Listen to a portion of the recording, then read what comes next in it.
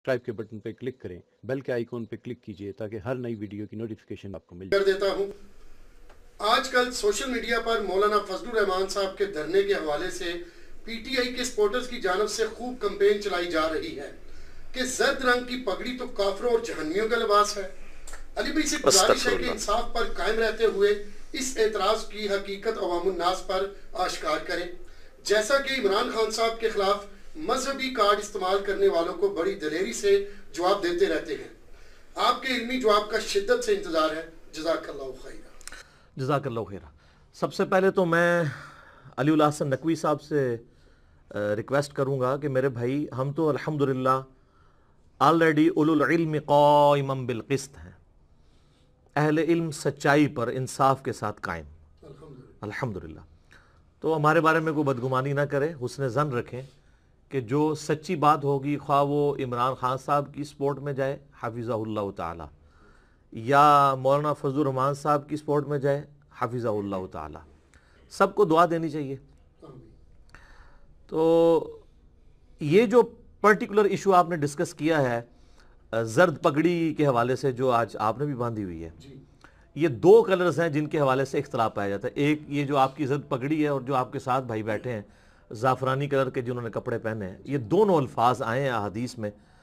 जो अहादीस मनसूख शुदा थी उनको यूज़ करके एक पॉलिटिकल गेन के लिए कैंपेन चलाई जा रही है। और अल्लाह के फजल से मैंने इस इशू को आज से 3 साल पहले 2016 में रिकॉर्ड करवा दिया था, जिसमें मैंने ब्लैक कलर के हवाले से जो प्रोपोगंडा होता है, रेड कलर के एतबार से प्रोपोगंडा होता है, ग्रीन कलर के एतबार से, और इस जर्द कलर के एतबार से, या डार्क येलो कह लें, और ज़ाफ़रानी कलर है, ये रेडिश येलो कलर है। तो ये सब के सब कलर मर्दों और दोनों के लिए जायज़ है। इसके ऊपर मैं ऑलरेडी अल्लाह के फजल से वीडियो रिकॉर्ड करवा चुका हूँ, और इस हवाले से आपको पता है मैं किसी का लिहाज नहीं करता, क्योंकि मैं ट्रुथ लवर हूँ अल्हम्दुलिल्लाह। इसकी वजह से मुझे मुख्तलिफ तबकात से गालियाँ भी खानी पड़ती हैं, लेकिन ट्रुथ लवर जो होता है वो फिर गालियों की परवाह नहीं करता, बल्कि वो सच्चाई के ऊपर कायम रहता है। और ये वही शख्स कायम रह सकता है जिसने जिंदगी में एक दफा झूम के कहा हो कि ना मैं वहाबी, ना मैं बाबी, मैं हूं मुस्लिम इल्मी किताबी। ना हम सो कॉल्ड वहाबी हैं, कोई इल्मी बात करे उसे वो अपने जोम में वहाबी की गाली दे देते हैं, और ना हम बाबों का दिफा करने वाले बाबी हैं, बल्कि हम इल्मी किताबी मुस्लिम हैं अल्हम्दुलिल्लाह। कतई नज़र इस वक्त जो हमारी पॉलिटिकल सिचुएशन है आज की डेट में, यानी 9 नवंबर 2019 में इस वक्त मुल्क की जो सूरत हाल है, किसी की मुखालफत या किसी को सपोर्ट किए बगैर, मैं चूँकि स्पेसिफिकली एक रिलीजियस मैटर है, तो मैं रिलीजन की बाउंड्रीज़ के अंदर रहते हुए किताब व सुन्नत के दलाइल की रोशनी में इस सवाल को एड्रेस करूँगा, क्योंकि इस हवाले से काफ़ी ज़्यादा कैंपेन चलाई जा रही है सोशल मीडिया के ऊपर। खुसूसन मैं पाकिस्तानियों से रिक्वेस्ट करूँगा, और बिलउमूम पूरी दुनिया के मुसलमानों से, कि खुदा के लिए ये लोगों पर गुस्ताखी का इल्ज़ाम, तौहीन मज़हब का इल्ज़ाम और गद्दार वतन होने का इल्ज़ाम, अब इन चीज़ों से बाहर निकले। मुसलमानों की पहले ही इंटरनेशनल लेवल के ऊपर बहुत ज़्यादा बदनामी हो चुकी हुई है इन्हीं फतवों की वजह से, और फिर जो ये फतवे आप दूसरों पे लगाते हैं, फिर एक वक्त आता है कि वो मकाफात अमल के तहत वही फतवे आपके ऊपर लोड कराते हैं। और पाकिस्तान की पॉलिटिक्स तो ऐसी अजीबो गरीब है कि इसमें जो मकाफात अमल है वो बहुत जल्दी हो जाता है, जो इस वक्त हमें धरनों की शक्ल में और कंटेनर्स की शक्ल में नज़र आ रहा है। ना हम 2014 के धरनों को सही समझते थे इस हवाले से कि प्राइम मिनिस्टर से जबरी इस्तीफ़ा इस तरीके से लिया जाए, और ना आज के धरनों को इस हवाले से सही समझते हैं कि ज़बरदस्ती एक इलेक्टेड प्राइम मिनिस्टर से इस्तीफ़ा लिया जाए। ज़ाहिर है कि सिस्टम में ख़राबियाँ हैं, ये बस सिस्टम चलने दें। वक्त के साथ साथ जब ये सिस्टम चलेगा, मैं बार बार कहता हूँ कि 5 दफ़ा पाकिस्तान की असम्बलियाँ अगर ईमानदारी के साथ खींचा तानी के बगैर अपना टेनोर पूरा करें, तो इंशाल्लाह हमें पाकिस्तान की जो इस्लामिक डेमोक्रेसी है इसकी बरकत हासिल होना शुरू हो जाएंगी इंशाअल्लाह ताला। और आपको अंदाज़ा नहीं है कि ये जर्द पगड़ी के हवाले से इस किस्म की नाजेबा गुफ्तगू करने की वजह से इनकी गुफ्तगू के फतवे किन लोगों के ऊपर जा रहे हैं। मेरे भाई, इतना डेंजरस मामला है। सही बुखारी और सही मुस्लिम की मुत्तफ़क़ुन अलैह हदीस है, अल्लाह के महबूब सल्लल्लाहु अलैहि वसल्लम ने फरमाया कि मेरी उम्मत की उस वक्त क्या शान होगी जब ईसा इब्ने मरियम علیہم السلام تم میں ایک عادل حکمران کی حیثیت سے اتریں گے، صلیب کو توڑ دیں گے، جزیہ کو موقوف کر دیں گے، ختم کر دیں گے، خنزیر کو قتل کر دیں گے. تو اس وقت میری امت کی کیا شان ہوگی کہ وہ عادل حکمران کی حیثیت سے اتریں گے، لیکن امامت میرا ایک امتی کروا رہا ہوگا، یعنی امام محمد بن عبداللہ المہدی علیہ السلام. تو اسی کی ایکسپلینیشن صحیح مسلم میں آتی ہے کہ آپ صلی اللہ علیہ وآلہ وسلم نے فرمایا کہ عیسیٰ ابن مریم آسمان سے اتریں گے اور جامعہ دمشق یعنی شام کے اندر، دمشق کے مشرقی کنارے پہ ایک مینار ہے، اس پہ اتریں گے، اس حال میں کہ انہوں نے 2 زرد چادریں اوڑی ہوں گی، ایک تہمت کے طور پہ اور ایک اوپر. یہ آپ صلی اللہ علیہ وسلم کا عمومی لباس تھا. عیسیٰ ابن مریم 2 زرد چادروں میں اتریں گے اور انہوں نے دونوں ہاتھ فرشتوں کے اوپر یوں ان کے پروں پہ رکھے ہوئے ہوں گے. یہ صحیح مسلم ہے سر، یہ کوئی کہانی شریف یا بزرگ شریف یا مولانا شریف نہیں ہے، یہ مسلم شریف ہے. تو عیسیٰ ابن مریم کیا نعوذ باللہ کافروں اور جہنمیوں والا لباس پہن رہے ہوں گے؟ یہ حدیث منسوخ ہے، اور جہنمی والا لفظ تو کسی حدیث میں ہے ہی نہیں ہے، یہ خود سے ہی انہوں نے بیچ میں داخل کر دیا ہوا ہے. ٹھیک ہے، وہ میں انشاءاللہ ان احادیث کے حوالے سے بعد میں ڈسکشن کرتا ہوں. صحیح مسلم میں یہ حدیث ہے کہ آپ صلی اللہ علیہ وآلہ وسلم نے جب یہ باتیں ارشاد فرمائیں کہ تمہاری کیا شان ہوگی جب عیسیٰ ابن مریم تم میں اتریں گے، تو اس حدیث کا راوی آگے کہتا ہے کہ عیسیٰ ابن مریم اتریں گے تو ہو سکتا ہے کسی کو وسوسہ آئے کہ وہی نئی نبوت کے ساتھ اتریں گے، نئی شریعت کے ساتھ. تو وہ اس میں الفاظ ہیں کہ وہ کتاب اللہ اور تمہارے نبی کی سنت کے مطابق تمہیں چلائیں گے. تو کتاب اللہ اور نبی کی سنت کے مطابق جو عیسیٰ ابن مریم چلا رہے ہوں گے اور وہ خود زرد چادروں میں آ رہے ہوں گے، تو زرد لباس کافروں اور جہنمیوں کا لباس کیسے ہو سکتا ہے؟ سب سے پہلے سوشل میڈیا پہ یہ کمپین چلانے والے اللہ سے توبہ کریں، ان کا فتویٰ عیسیٰ ابن مریم کے اوپر جا رہا ہے علیہم السلام. آپ دیکھیں، اس لیے میرے بھائی دین کا سطحی نالج نہیں، ان ڈیپتھ نالج حاصل کریں، اس کے بعد آگے فتوے دیں. یہ نہیں ہے کہ آپ نے چھوٹی سی داڑھی رکھ لی ہے، آپ کو تھوڑا سے 2-4 کتابیں پڑھنی آ گئی ہیں اور آپ آ کے جو ہے وہ اس طریقے سے فتویٰ بازی کرنا شروع کر دیں. ہم تو خود اس چیز کے خلاف ہیں کہ جو ہے وہ صرف دین کو علماء پہ چھوڑ دیا جائے، لیکن شتر بے مہار بھی نہ ہو جائیں آپ کہ اپنی مرضی کا دین بیان کرنا شروع کرتے ہیں.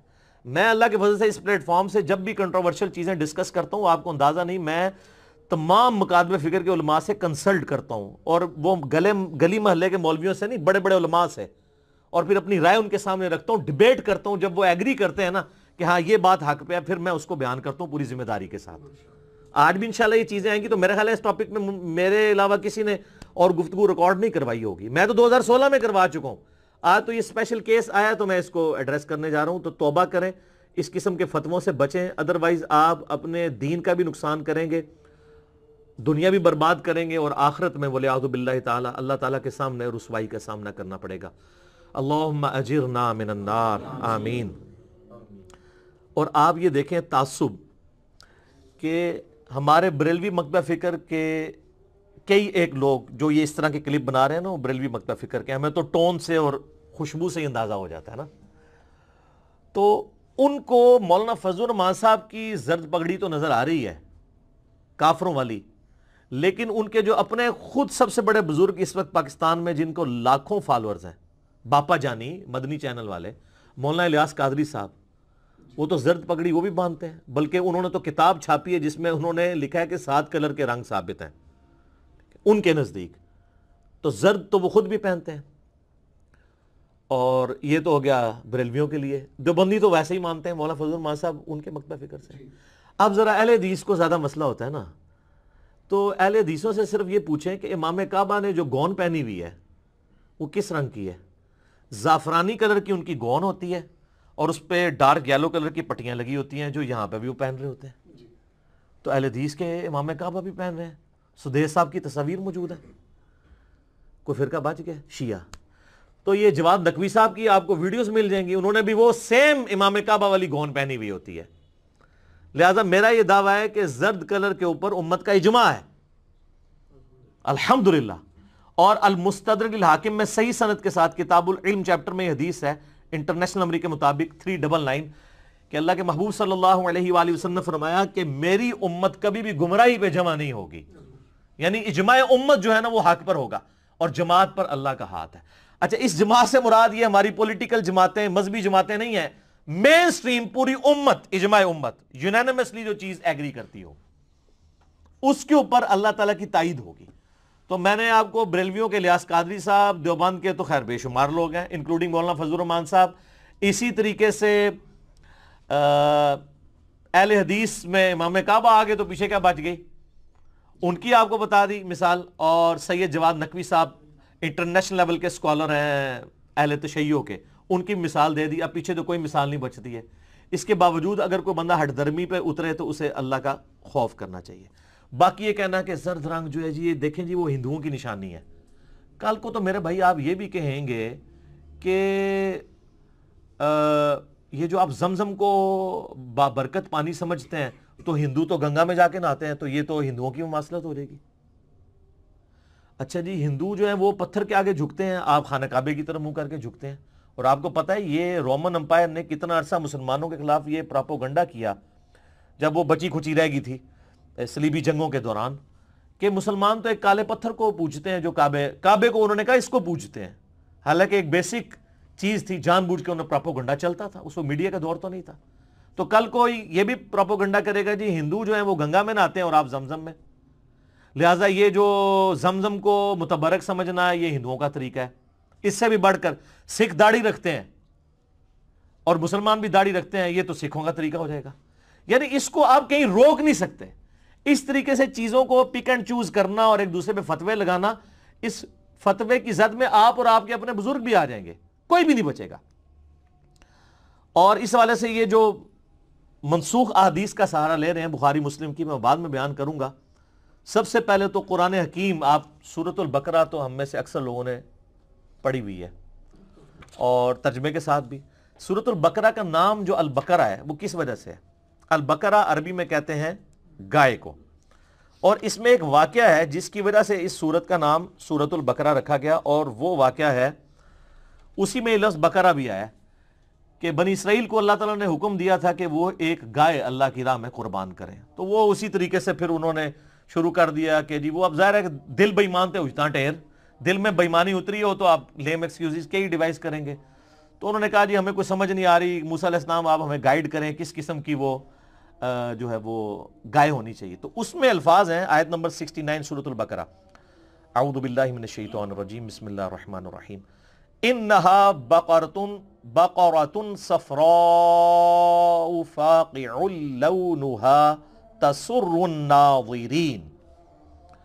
تو اللہ تعالیٰ کی طرف سے حکم آیا کہ وہ ایسی گائے ہونی چاہیے، بقرۃ صفراء، جو زرد کلر کی ہو، یہ صفراء عربی میں کہتے ہو زرد کلر کو، زعفران بھی عربی کا لفظ ہے، وہ یہ جو صفراء ہے زرد، وہ زرد رنگ جو کہ ڈارک یلو ہے، اور زعفرانی کلر وہ ہوتا ہے جو ریڈش یلو ٹائپ کا ہوتا ہے۔ یعنی آپ نے جو آج پگڑی پہنی ہوئی ہے، مجھے لگ رہا ہے کہ آپ بھی کسی نیت سے بیٹھے ہوئے ہیں یہاں پہ، آپ کی جو پگڑی ہے نا جی یہ ہے ڈارک یلو کلر، اس کے لیے صفراء کے لفظ استعمال ہوتا ہے عربی میں، اور انہوں نے جو کپڑے پہنے ہوئے نا یہ زعفرانی کلر کے ہیں، آلموسٹ ریڈش قسم کے جو یلو کلر، جو زعفران جن لوگوں نے دیکھا ہوا ہے ان کو اندازہ ہو جائے گا۔ تو اللہ تعالیٰ میں ایسی گائے ہونی چاہیے جو شوخ زرد ہو اور وہ دیکھنے والوں کو بھا جائے، اس قسم کی گائے ہو۔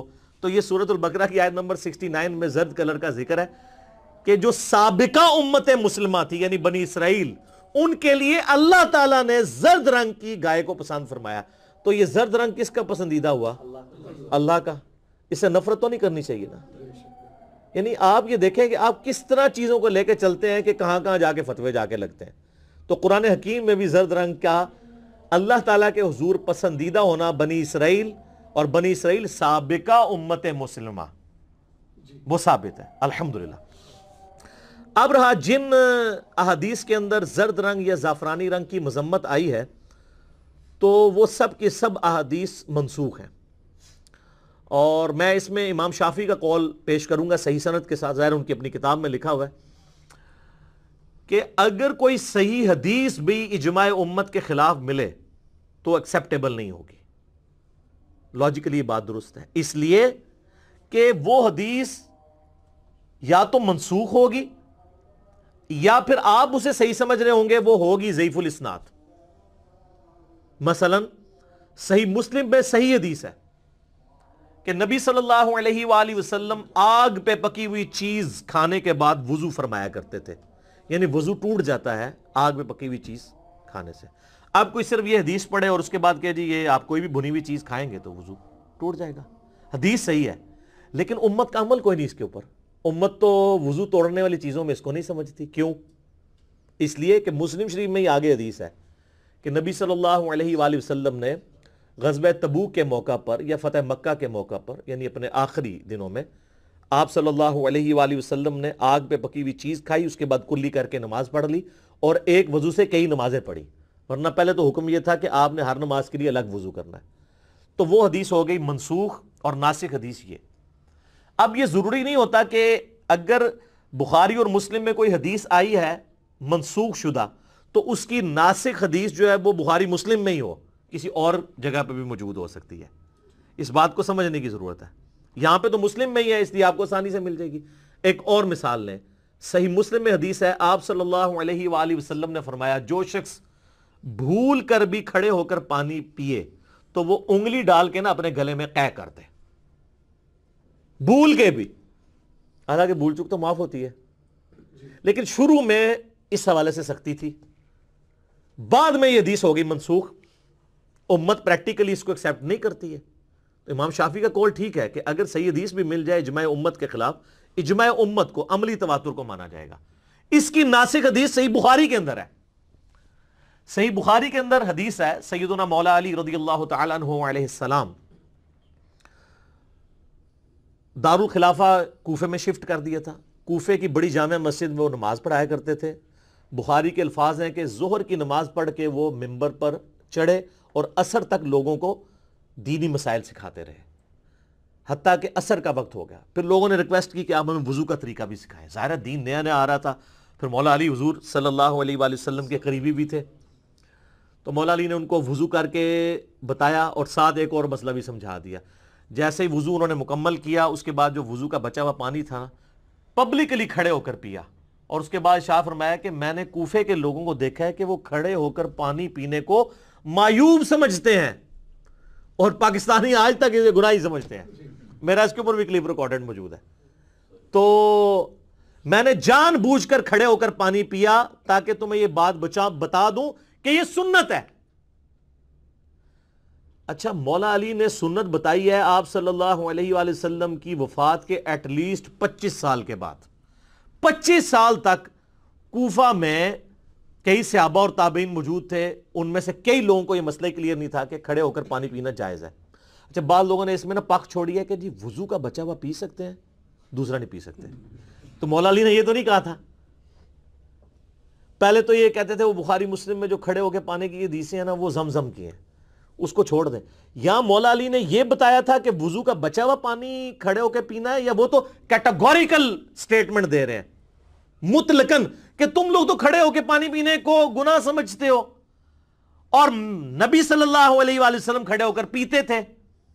عمومی عمل بیٹھ کے ہی ہے، لیکن آپ کھڑے ہو کے کھا پی بھی سکتے ہیں۔ اس حوالے سے جامعہ ترمذی میں حدیث موجود ہے۔ عبداللہ بن عمر کہتے ہیں کہ نبی صلی اللہ علیہ وآلہ وسلم کے مبارک زمانے میں ہم کھڑے ہو کر کھانا بھی کھا لیتے تھے اور پانی بھی پی لیتے تھے۔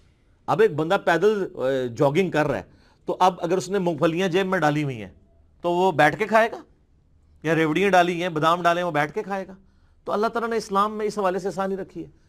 تو یہ والی حدیث بخاری کی تھی، لیکن اس حدیث نے منسوخ کس حدیث کو کیا؟ جو مسلم میں تھی۔ مسلم میں منسوخی والی کوئی حدیث نہیں ہے۔ تو اس لیے چیز دیکھنی ہوتی ہے کہ احادیث ایسی نہ ہو کہ وہ سند تو صحیح ہو لیکن وہ حدیثیں ہوں منسوخ، اور آپ بڑی ڈٹائی کے ساتھ بڑا علمی کلپ اپنی طرف سے ریکارڈ کرا رہے ہوں کہ جی ہم نے بڑا کارنامہ کر دیا جی، اور جی ہم نے حدیث دریافت کر لی ہے کہ زرد کلر کی جو ہے پگڑی پہننا جو ہے نا یہ نعوذ باللہ کافروں کا لباس ہے، اور ساتھ 2-3 صفرے خود لگا لیے کہ جنمی کو کولو ہی تون دیتا ہے، وہ جو ہے ہی نہیں اس کے اندر۔ اچھا، اب ان احادیث کی طرف آپ آ جائیں جو احادیث زرد رنگ کی ممانعت کے اوپر ہے۔ बुखारी और मुस्लिम की मुत्तफ़क़ुन अलैह हदीस है कि सैयदना अनस इब्न मालिक कहते हैं रज़ियल्लाहु ताला अन्हु कि नबी सल्लल्लाहु अलैहि वसल्लम ने मर्दों को जर्द और ज़ाफ़रानी कलर इस्तेमाल करने से मना फरमाया। ये हदीस बुखारी में भी है, मुस्लिम में भी। इसी तरीके से सही मुस्लिम में एक क्रिटिकल हदीस है जिसको लेके इन्होंने पूरी डॉक्ट्राइन खड़ी की है कि सैयदना अब्दुल्ला बिन अमर बिन आस रज़ियल्लाहु ताला अन्हु ने एक दफ़ा जर्द कलर का जोड़ा पहना हुआ था, 2 चादरें, यानी एक तहमद और ऊपर वो। तो नबी सल्लल्लाहु अलैहि वसल्लम ने उनसे फरमाया कि ये तो काफिरों का लिबास है। जनमी साथ खुद ही उलमा ने लगा दिया। इसलिए मैं कहता हूं कि मुस्लिम शरीफ से मौलाना शरीफ को बाहर निकालें पहले, फिर आपको मुस्लिम शरीफ समझ आएगी। माजरत के साथ उलमा से, अगर किसी यानी कुएं के अंदर कोई कुत्ता गिर जाए, चले कुत्ते की मिसाल शायद बुरी हो जाए, कोई जानवर गिर जाए और उसमें ताफुन फैल जाए, तो उलमा फिर बताते हैं कि इससे 20 डोल निकालने आपने, लेकिन उससे पहले उस जानवर को भी निकालना जरूरी है। आप 20 क्या आप 200 डोल निकालते रहे, जानवर बीच में पड़ा रहे तो बदबू तो उधर ही रहेगी। तो इसी तरीके से मुस्लिम शरीफ से मौलाना शरीफ को बाहर निकालना। मौलाना शरीफ घुसे के उन्होंने साथ जानवी भी साल लगा दिया, हालांकि काफरों का था, काफरों का लिबास हो सकता है। तो सैयदना अब्दुल्ला बिन अमर बिन आस रज़ियल्लाहु ताला अन्हु कहते हैं कि मैंने वो कपड़े उतार दिए और फिर मैंने नबी इस्लाम से यानी उन कपड़ों के बारे में पूछा, तो आप सल्लल्लाहु अलैहि वसल्लम ने फरमाया कि उनको जला दो। लेकिन इसी का एक तरीक सुनन इब्न माजा में है, उसमें अब्दुल्ला बिन अमर बिन आस के अल्फाज ये हैं कि नबी सल्लल्लाहु अलैहि वसल्लम के मैंने चेहरे पर नागवारी देखी और मैंने जाके वो कपड़े उतार दिए और आग में जला दिए। जब वापस आया आप अलैहिस्सलाम ने पूछा वो कपड़े क्यों उतार दिए? कहा या रसूलल्लाह आप नागवारी के आसार थे, तो मैंने जांच लिया। तो आपने पूछा क्या किया? कहा तंदूर में डाल दिए। आपने फरमाया कि घर वाली औरतों को दे देते, औरतों के लिए तो कोई ममानियत नहीं है। अच्छा, मुस्लिम शरीफ में ये पूरा वाकया नहीं है। मुझे लगता है जो नबी इस्लाम फरमाया ना जला दो, वो इसी तरीके से जब कभी बंदा एक जलाल में होता है, बंदा कहता है यार आग छिपाओ, तो उन्होंने वाकई फिजिकली आग पे जाकर लगा दी। जैसा कि वो बुखारी मुस्लिम में आता है ना कि वो जो कुरान पाक की आयत है सूरतुल बकरा में कि सफ़ेद धागा जब ब्लैक धागे से मुमताज़ हो जाए, तो एक सहाबी ने फिजिकली अपने तकिए के नीचे काला और सफ़ेद धागा रख लिया था। तो नबी इस्लाम फिर उनसे मजाक फरमाया कि यार इसका तकिया तो बहुत बड़ा है, इसके नीचे आसमान के सफ़ेद और काले जो डोरी है वो आ जाती है। कुरान में उस डोरी का जिक्र है, ये उस धागे का जिक्र नहीं है। तो यानी मैं तत्बीक पैदा कर रहा हूँ। इसी तरीके से मुस्लिम शरीफ में एक हदीस है, सैयदना मौला अली रज़ियल्लाहु ताला अन्हु अलैहि सलाम कहते हैं कि मुझे नबी सल्लल्लाहु अलैहि वसल्लम ने जर्द रंग पहनने से और जाफरानी कलर पहनने से, कपड़े पहनने से मना फरमाया। और इसी का एक तरीक सुन्न इब्न माजा में, उसमें आगे अल्फाज है मैं तुम्हें मना नहीं करता हूं, मुझे नबी इस्लाम ने मना किया था। इसमें इंप्लाइड है कि सैयदना अली इससे अपनी खुसूसियत समझते थे, बाकियों के लिए इसे हराम नहीं समझते थे, वरना कहते ये तो शरई मसला है जो मैं तुम्हें बता रहा हूं। वो इसको अपनी खुसूसियत इसलिए मानते थे कि जैसा कि बुखारी मुस्लिम में आता है कि नबी सल्लल्लाहु अलैहि वसल्लम ने मौला अली को सैयदा फातिमा की जिंदगी में दूसरी शादी करने से रोक दिया था। हालांकि मर्द तो 4 शादियां कर सकता है, लेकिन यह सैयदा फातिमा का प्रोटोकॉल था। तो यहां पे भी सैयदना अली कह रहे हैं कि मैं तुम्हें मना नहीं करता, सुन्न इब्न माजा के अल्फाज है, लेकिन मुझे नबी सल्लल्लाहु अलैहि वसल्लम ने मना किया था। तो उन्होंने आप सल्लल्लाहु अलैहि वसल्लम के इस फरमान को अपने लिए खास किया। और इससे जो ये रिजल्ट मैंने निकाला कि जर्द रंग का जवाज निकलता है आम बंदे के लिए, इसको सपोर्टिव हदीस है सही बुखारी के अंदर, जो यहां पे सिर्फ पढ़ी नहीं हुई, पढ़ी भी हुई है। अब्दुल्ला बिन उमर रज़ियल्लाहु ताला अन्हु से एक शख्स आके पूछता है कि मैंने 4 काम आपको ऐसे करते हुए देखा है जो मैंने किसी और को नहीं देखा। उनमें से एक काम यह है कि आप अपनी दाढ़ी को जर्द रंग करते हैं, अपने कपड़ों को जर्द रंग करते हैं। तो उन्होंने जवाब दिया कि मैं ये जर्द रंग इसलिए करता हूं कि अल्लाह के महबूब सल्लल्लाहु अलैहि वसल्लम को पसंद था, और आप सल्लल्लाहु अलैहि वसल्लम भी अपनी दाढ़ी को, और ज़ाहिर है वो सिर्फ कनपटी में चंद बाल थे, उनको जर्द करते थे और अपने कपड़ों को भी जर्द किया करते थे। ये सही बुखारी के अंदर हदीस है, और इसकी एक्सप्लेनेशन आपको सुन्न नबी दाऊद में मिल जाएगी। अब्दुल्ला बिन उमर रज़ियल्लाहु ताला अन्हुमा ही कहते हैं कि अल्लाह के नबी सल्लल्लाहु अलैहि वसल्लम को जर्द रंग इतना महबूब था कि आप सल्लल्लाहु अलैहि वसल्लम अपनी दाढ़ी को जर्द रंग करते, अपने कपड़ों को जर्द रंग करते और अपनी पगड़ी को भी, इमामा के अल्फाज हैं, इमामा तक को जर्द रंग से रंग देते थे। लिहाजा सिर्फ ब्लैक और वाइट इमामा सुन्नत नहीं है, जर्द रंग भी सुन्नत है।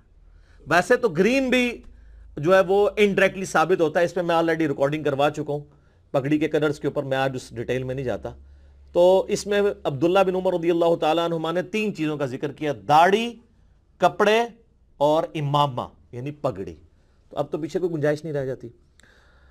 इसके अलावा मेरे भाइयों, आप अगर मुसन्नफ इब्न अबी शैबा खोलें तो उसमें एक पूरा चैप्टर है जर्द और जाफरानी रंग के जवाज में। वहां आपको कई सहाबाए कराम अलैहिम रिदवान और कई ताबईन के अमाल मिलेंगे कि वो जर्द रंग के कपड़े इस्तेमाल किया करते थे। बाज जो है इसको कराहत के दर्जे में भी समझते थे लेकिन करते भी थे।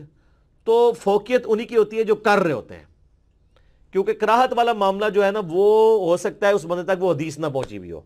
तो हमारे पास तो हदीस मौजूद है, इतनी सारी हदीसें, और किससे? अब्दुल्ला बिन उमर, कोई आम शख्स नहीं, जिसके बारे में बुखारी और मुस्लिम में हदीस है रजुलुन सालिहुन, और सही मुत्तबे सुन्नत। अब्दुल्ला बिन उमर पे पूरा एक लेक्चर दिया जा सकता है उनकी इत्तबा सुन्नत के ऊपर। अलबत्ता एक एक्सेप्शन है सही बुखारी के अंदर कि अब्दुल्ला बिन उमर रज़ियल्लाहु ताला अन्हुमा कहते हैं कि नबी सल्लल्लाहु अलैहि वसल्लम ने मुहरिम के लिए, यानी जो एहराम वाला बंदा है, उसके लिए जर्द चादरें इस्तेमाल करने से उसे जाफरानी कलर की और जर्द कलर की मना फरमाया। और इसी में इंप्लाइड है कि अगर मुहरिम को मना किया है तो गैर मुहरिम के लिए इजाजत है, वरना होता मुतलकन मना किया है। जैसा कि बुखारी मुस्लिम में आता है कि नबी अलैहिस्सलाम ने फरमाया एहराम की हालत में मौजे मत पहनो, पगड़ियां उतार दो, टोपियां उतार दो। तो पगड़ी टोपी साबित होती है सही बुखारी की हदीस से। तो इसका मतलब है कि आम हालत में आपने पगड़ी और टोपी पहनना ये सहाबा इकराम अलैहिम रिदवान की सुन्नत है। ठीक हो गया? तो इस हदीस से ये बुखारी की हदीस से साबित हुआ कि अगर मुहरिम के लिए मसला है तो गैर मुहरिम के लिए जर्द कलर को इस्तेमाल करना फिर सुन्नत मुबारक हुई। और अब्दुल्ला बिन उमर रज़ियल्लाहु ताला अन्हुमा का अपना अमल भी था और हमें इस हवाले से सबूत भी मिल गया। आखिर में मैं इस हवाले से वही हदीस रिपीट करूंगा सही मुस्लिम की कि नबी सल्लल्लाहु अलैहि वसल्लम ने इरशाद फरमाया कि ईसा इब्न मरियम दिमश्क के मशरकी मीनार के पास 2 फरिश्तों के परों पर हाथ रखे हुए उतरेंगे और इस हाल में कि उन्होंने 2 जर्द चादरें ओढ़ी हुई होंगी, एक ताहमत के तौर पे और एक ऊपर यूं। तो ईसा इब्न मरियम जो है वो अपनी मर्जी से नहीं कर रहे होंगे, उनके बारे में तो आप ये भी नहीं कह सकते कि उनको इज्तिहादी गलती लग गई है। हाँ, वो पैगंबर हैं, ठीक है ना, उम्मती जरूर होंगे लेकिन नबूवत छीनी हुई नहीं होगी। और इसकी सपोर्टिव वो हदीस है सही मुस्लिम की कि रावी कहते हैं कि जब ईसा इब्न मरियम दुनिया में उतरेंगे तो तुम्हें किताबुल्लाह और तुम्हारे नबी सल्लल्लाहु अलैहि वसल्लम की सुन्नत के मुताबिक चलाएंगे। और माजरत के साथ फिक़ह हनफी के मुताबिक नहीं चलाएंगे, क्योंकि शेख अहमद सरहंदी अल मुतवफ़ा 1034 हिजरी ने बड़ी जुर्रत करके ये बात लिखी है। और उन्होंने क्या लिखी है, वो कहते हैं हमारे बुजुर्ग फरमाते हैं उन्होंने कशफ के जरिए देखा है कि ईसा इब्न मरियम जब दुनिया में उतरेंगे तो वो भी फिक़ह हनफी पे अमल करेंगे। फिर साथ ही उनको खुद शर्म आई कि यार ये इतनी बड़ी मैं छोड़ रहा हूं तो लोग तो फिर पकड़ी भी जाएगी ये। तो उन्होंने कहा नहीं नहीं, वो असल में वो भी इज्तिहाद करेंगे, उनका इज्तिहाद फिक़ह हनफी के इज्तिहाद के मुताबिक हो जाएगा। और सर आज के इज्तिहाद फिक़ह हनफी के मुताबिक नहीं हो रहे हैं, क्योंकि आज 90% मसाइल वो हैं जो इमाम हनीफा रहमहुल्लाह को पता ही नहीं थे। इंतकाल खून का मसला, पोस्टमार्टम का मसला, कुतबैन पे नमाज का मसला, चांद पे नमाज का मसला, वीडियो कैमरे का मसला, आज़ा की पेवंदकारी का मसला, ब्लड डोनेशन का मसला। यार आज 20 मसाइल हैं जो आज नहीं मिल रहे, तो वो उस वाले कौन सी मिल रही होगी? तो वो मुस्लिम शरीफ सर खोलें, मौलाना शरीफ को मुस्लिम शरीफ से बाहर निकालें। मुस्लिम शरीफ में रावी हदीस कह रहा है कि वो तुम्हें किताबुल्लाह और तुम्हारे नबी सल्लल्लाहु अलैहि वसल्लम की सुन्नत के मुताबिक चलाएंगे, माजरत के साथ फिक़ह हनफी के मुताबिक नहीं चलाएंगे। आखिर में मैं अब थोड़ी सी क्लास अपने अहले सुन्नत भाइयों की लूँ, बरेलवी, देवबंदी, अहले हदीस, क्योंकि तीनों के बुजुर्ग ये जर्द पगड़ी इस्तेमाल करते हैं ना। इलियास कादरी साहब करते हैं बरेलवियों में, देवबंदियों में मौलाना फजल रहमान साहब, और अहले हदीस में तो मामा काबा की गौनी मैंने बताया ज़ाफ़रानी और जर्द वाली होती है। कि ये जो आज आपके खिलाफ अवाम उठी हुई है ना, अब ज़रा आप अपनी शक्ल भी आईने में देखें कि आपने भी तो अपनी अवाम को ये कहानी कराई हुई थी कि ये काला लिबास जहन्नमियों का लिबास है। تو سر یہ مکافات عمل ہوا ہے نا, کہانی کرائی نا. آپ کو اس وقت شرم نہیں آئی کہ بخاری مسلم میں کتنی احادیث اس کے اوپر گواہ ہیں کہ نبی صلی اللہ علیہ وآلہ وسلم نے کالا لباس استعمال فرمایا؟ تو آج پھر زرد رنگ پہ آپ پہ فتویٰ لگنا تھا. صحیح مسلم میں حدیث ہے, اسما بنت ابی بکر نے ایک کسروانی طیالسی جبہ نکالا. کسروانی طیالسی کہتے ہی کالے جبے کو تھے, پرشین امپائر کا جبہ. جس طرح آج میں کہوں سندھی اجرک, تو مجھے رنگ نہیں بتانا پڑے گا, وہ ریڈ کلر کی ہوتی ہے. کسروانی طیالسی جبہ انہوں نے نکالا اور کہا کہ یہ نبی علیہ السلام کا جبہ مبارک ہے جو آپ پہنا کرتے تھے. سیدہ عائشہ کی وفات کے بعد ان کے گھر والوں سے میں نے لے لیا, یا آپ علیہ السلام پہنتے تھے, اور ہم اس کا دھون مریضوں کو شفا کے طور پر پلاتے ہیں. الحمدللہ. یعنی ڈائریکٹ نبی علیہ السلام کے مبارک تبرکات سے فیض حاصل کرنا. یہ صحیح مسلم میں حدیث ہے.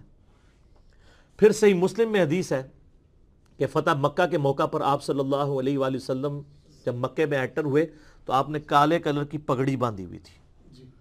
پگڑی بھی ثابت ہوگی, جبہ بھی ثابت ہو. ویسے لباس, آپ تو اردو میں لباس صرف کپڑوں کو کہتے ہیں نا, عربی زبان میں جب لباس کی بات ہو رہی ہوتی ہے نا تو اس میں تہمد بھی, کرتا بھی اور پگڑی بھی شامل ہوتی ہے. لباس, اس کو یہ پورا محدثین کے آپ بخاری مسلم میں کھولیں گے ایک چیپٹر ملے گا کتاب اللباس, بلکہ اس سے بھی آگے جائے گا. یہ آپ کو داڑھی, کنگھی, ان سارے چیزوں کا ذکر کتاب اللباس میں ملے گا. آپ مشکات کا کتاب اللباس کھول لیں, یعنی یہ ایک ٹرم میں ڈیوائز کی گئی ہے. تو یہ بھی مسلم شریف میں ہے. پھر صحیح مسلم شریف کے اندر حدیث قصہ جو ہے, نبی علیہ السلام کی کالی کملی, جس کے اوپر صرف آپ نعتیں لکھتے ہیں, نعتیں لکھتے ہوئے کالی کملی جو ہے وہ حلال ہے, اور اگر کوئی کالا لباس پہن لے تو وہ حرام ہو گیا, نعوذ باللہ. وہ کالی کملی کیا؟ صحیح مسلم میں حدیث قصہ ہے. اما عائشہ روایت کرتی ہیں سلام اللہ علیہ کہ نبی علیہ السلام ایک دفعہ اپنے گھر سے اس حال میں برآمد ہوئے کہ آپ صلی اللہ علیہ وآلہ وسلم نے کالے کلر کی ایک منقش چادر اوڑھی ہوئی تھی جس پہ باقاعدہ کڑھائی ہوئی تھی, اونٹ کے کجاموں کی مانند ہنڈیا کی شکل کی اس پہ تصاویر بنی ہوئی تھی, جانداروں کی نہیں, کجاموں کی. اتنے میں حسن ابن علی آئے تو اس چادر کے نیچے لے لیا, پھر حسین ابن علی آئے ان کو لیا, پھر سیدہ فاطمہ آئی ان کو لیا, پھر مولا علی آئے ان کو لیا, اور پانچوں کو کٹھا یعنی اپنے سمیت کر کے چادر کے نیچے لے کے آپ صلی اللہ علیہ وآلہ وسلم نے سورۃ الاحزاب کی آیت نمبر 33 پڑھی. انما یرید اللہ لیذھب عنکم الرجس اہل البیت ویطہرکم تطہیرا. اے نبی کے گھر والو, اللہ تو چاہتا ہے تم سے ہر طرح کی ناپاکی دور کر دے اور تمہیں خوب صاف ستھرا کر دے. تو یہ کالی چادر والی حدیث, حدیث قصہ اہل سنت اہل تشیع دونوں کے ہاں پائی جاتی ہے. تو آپ نے تو پانچوں کو, اسی سے پانچ تن پاک کا کانسیپٹ آیا نا, یعنی 5 ہستیاں ایسی کہ جن کو ایک اسپیشل پروٹوکول دیا گیا اہل بیت کے حوالے سے. تو آپ نے کالے لباس کے ساتھ جو کچھ کیا, جعلی روایتیں بنا کے, وہی کچھ پھر زرد پگڑی کے ساتھ ہوا. لیکن اللہ کے فضل سے ہم ہیں ٹروتھ لور, اولو العلم قائما بالقسط. ہم نے سچائی کی بات کر دی ہے, چاہے وہ کسی کی فیور میں بھی جاتی ہو. کیوں؟ کیونکہ نام ہے وابی, نام ہے بابی, میں ہوں مسلم علمی کتابی. ٹھیک ہوگا جی.